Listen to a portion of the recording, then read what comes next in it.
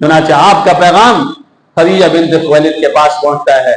خدیجہ بنت خویلد نے کہا ٹھیک ہے، آپ اپنے بڑوں کو لے کے فلاں دن فلاں تاریخ میں میرے گھر تشریف لائیں. چنانچہ اس تاریخ کے مطابق، اس وقت کے مطابق آپ صلی اللہ علیہ وسلم نے اپنے چچا ابو طالب کو لیا اور اپنے چچا حضرت حمزہ کو لیا. یہ برات جا رہی ہے کس کی؟ امام الانبیاء خاتم الانبیاء کی، مقصود کائنات رحمت دو عالم صلی اللہ علیہ وسلم کی. ایک ہماری براتیں ہیں.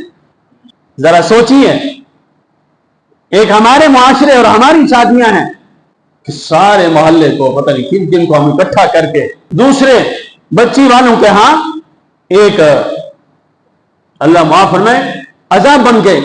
برات بھی ہوتی ہے، عذاب بن جاتی ہے کہ خرچہ بھی اس نے کرنا ہے، کھانا بھی کھلانا ہے اس نے، سنبھالنا بھی اس نے ہے. یہ تصور برات کا یاد رکھیے، جس آقا کا، جس نبی اور پیغمبر کا، جس رسول کا ہم نے کلمہ پڑھا ہے، یہ تصور نہیں ہے.